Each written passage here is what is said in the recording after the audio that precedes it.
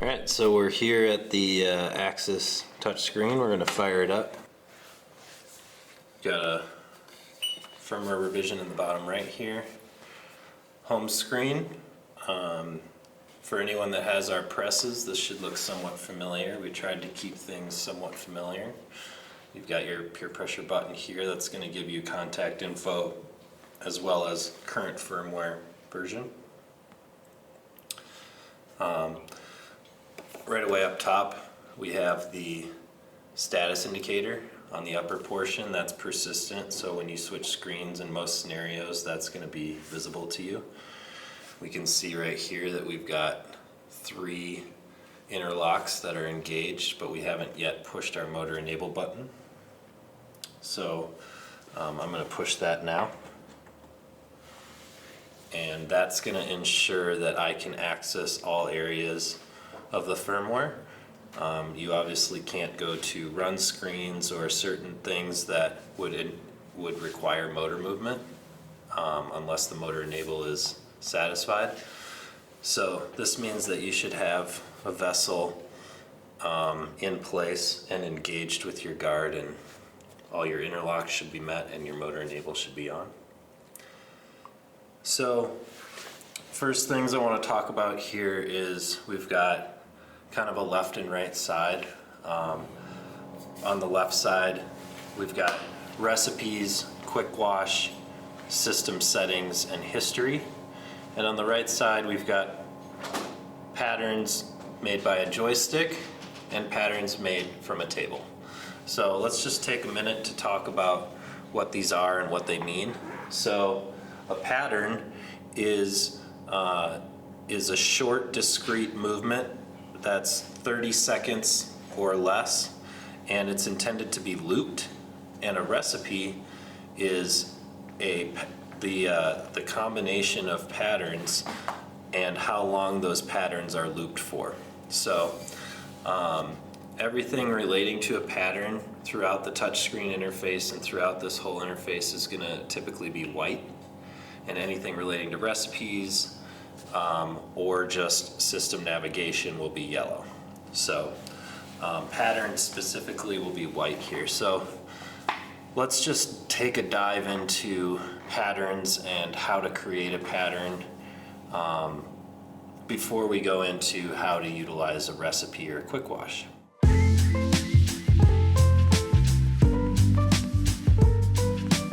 going to start with a joystick pattern right here. And what you'll see here is that we've got a note that says adjust RPM and ramp before recording. And that note is referring to these 2 buttons right here that are dark blue. And so those are going to be the limits and the parameters that you're going to record your pattern under. And what we want to do is select the RPM. We have a range from 2 to 80 RPM.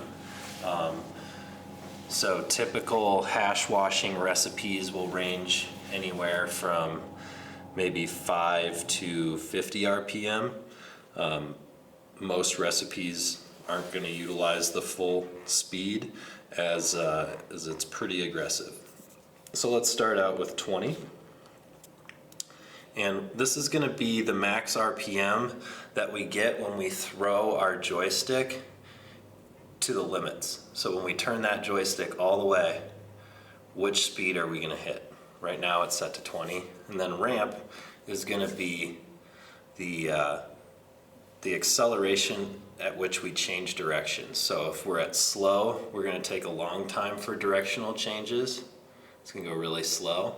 If we're fast, it's going to go really fast, and we have slow, medium, and fast as a selection. So I'm going to start out slow, and I'm going to hit record.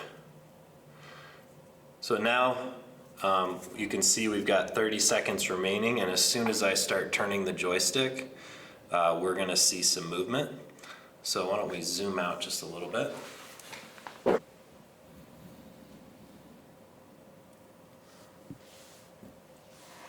And you'll see I'm going to start turning the joystick, and I'm looking at the paddle here and the movement in the water, right? When I'm doing this, and I'm going for the kind of agitation, I'm going for a nice easy agitation right now, and then I'm gonna hit stop when I'm done. And you're gonna see a graph of my pattern.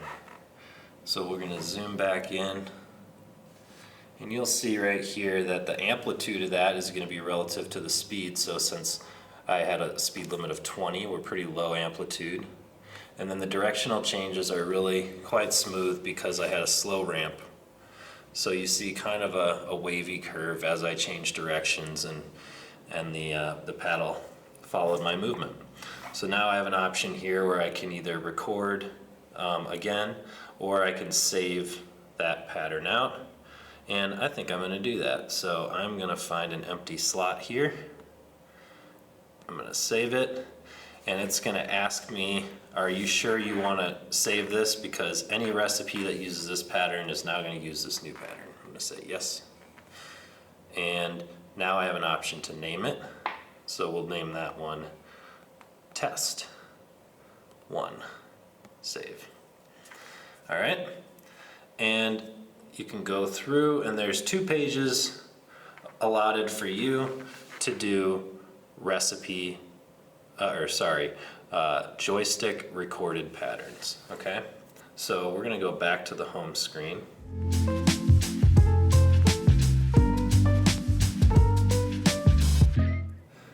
And we're gonna talk about table patterns. So table patterns, we will start by selecting an empty slot and hit edit. All right, now we're going to hit the stage button, and you'll see our first stage appear. If I select that, I can put in an RPM, a direction, a time, or I can dwell, which is what it starts out at, and a dwell is just a pause in the pattern, no movement. So I'm gonna do the same thing I did before, 20 RPM. We're gonna go clockwise for 3 seconds. And I'm gonna add another stage, and I wanna go 20 RPM counterclockwise for 3 seconds, not 30, 3. And then I'm going to hit save. So this pattern will have a very simple back and forth motion that's going to repeat itself. Again, you have 2 pages to do table patterns, and I can go back in there, and let's say I want to add some more. Let's add a dwell for 2 seconds, and then let's go at 10 RPM clockwise for 1 second, and let's go 15 counterclockwise for 1 second. And you can see the resulting graph up top. Everything is going to look a lot blockier here because this is essentially the digital way to create a pattern. You're not going to have those smooth transitions necessarily that you will, but you will be able to choose your ramp right here. So we can go slow, medium, and fast as well, and I think we will go slow. When we hit save, it's going to ask if we want to override the pattern, and we're going to say yes. So now I've created patterns in 2 different ways. So how could you use those? What's the easiest way or the quickest way for me to start looping a pattern and seeing what that does with some water?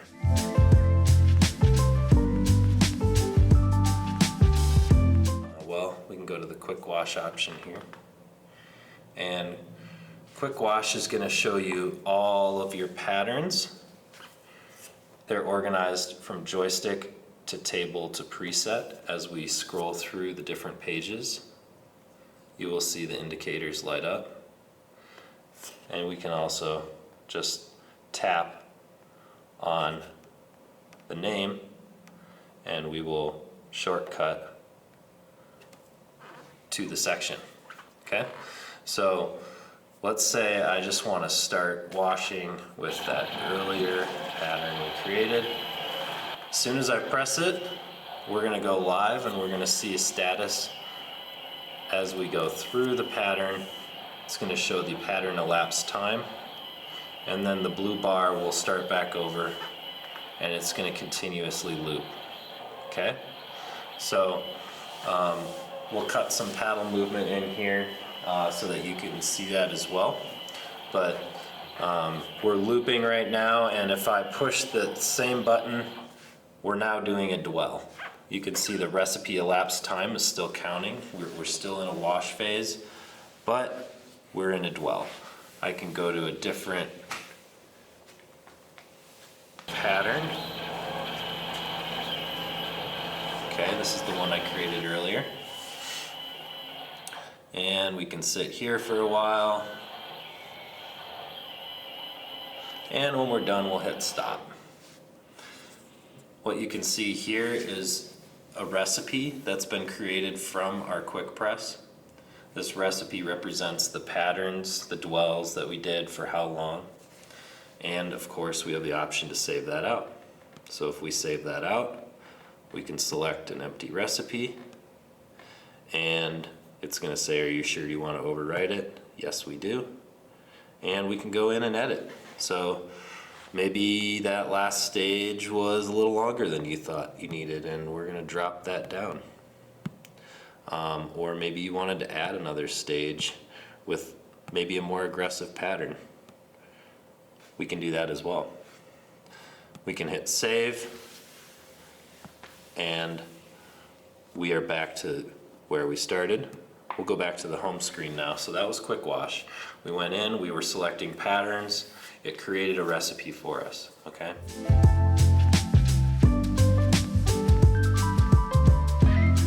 So now, let's say I've already got all my recipes, or I went in and I manually programmed my recipes, which you can do from the recipe screen.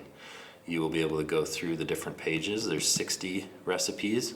We've got presets at the end in gray. So you may go to any open slot and edit and just program a recipe however you want. You can even keep going and go to the next page. We have up to 20 different patterns that you can run in one recipe. So you can build one from scratch, or let's say you created a recipe from quick press. We can just go to, let's see, our recipe I created earlier, and let's hit run. This is a simple 2-pattern recipe right here, 30 seconds each. This is obviously a test. Most wash cycles will be anywhere from 8 to 30 or 40 minutes even, but anywhere on average in the 10 to 25 minutes is pretty average. So we've got a recipe here, and we can either start this recipe right away, or we can input some batch information, and let's take a look at that. So batch information is right here, and you can put in as much or as little information as you want. Whatever information you put in here is going to end up being saved to the history on the home screen. So history is going to have a log of everything that you've done, and if you put in all of that extra information, you will see that as well. So let's go back to recipe and let's hit run, and let's put some batch information in.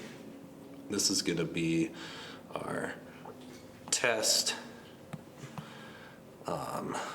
batch, test 1, 2, 3, and then we have 10,000 grams we're washing, and we're going to be doing it and this is the vessel number, so if you're washing with multiple vessels and you don't want to lose track, we have tags for the vessels that you can put on there. So this is vessel number 2 I'm washing with today, and it is a 65-gallon vessel. So I'm gonna hit OK, and all that info's there. When I hit start, you can hear the motor is spinning away. We're running our recipe over here, and now I've got some options along the bottom. So similar to our presses, you can either stop, you can skip to the next pattern, or you can hit extend pattern. Extend pattern is going to start counting up instead of down, and it's going to wait for you to say, hey, all right, I've had enough of this pattern, I'm ready to go to the next one.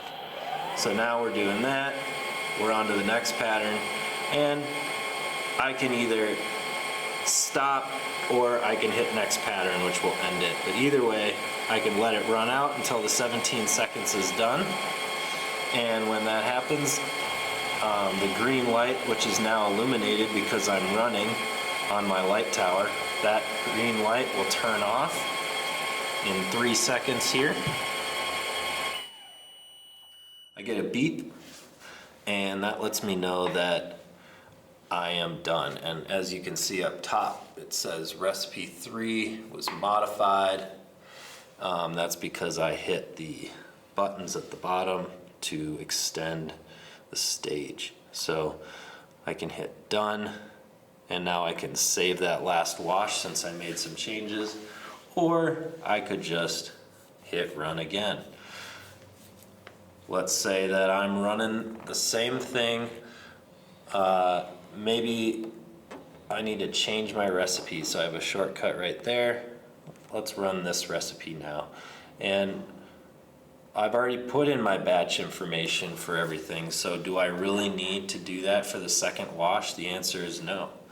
Maybe you just only want to put in that vessel number so you know that you ran vessel 2 again. And we hit OK. So then we hit start, and we're running our next recipe.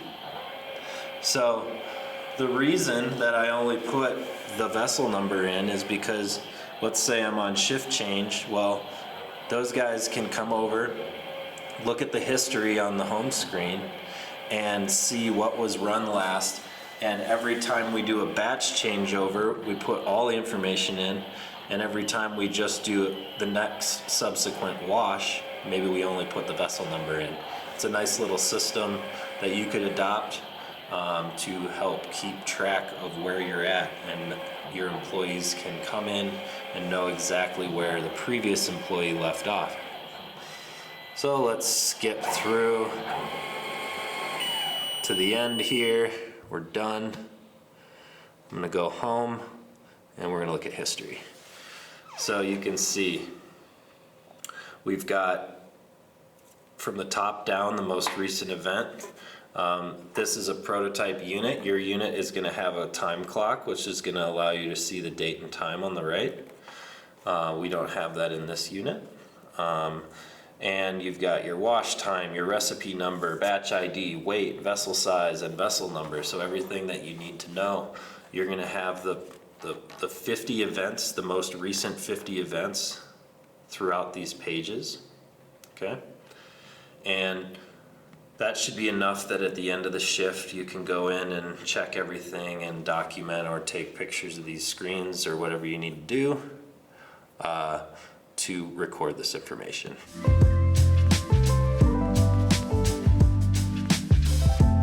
So we've now talked about almost everything except system settings. We haven't talked about that. So system settings, we have a buzzer which we can turn on and off. Volume control is actually on the light tower near the cover of the speaker itself. You can rotate that to adjust your volume. We have an auxiliary timer, which you'll notice is right here. This auxiliary timer is not tied to anything. It is just there for your convenience. When it goes off,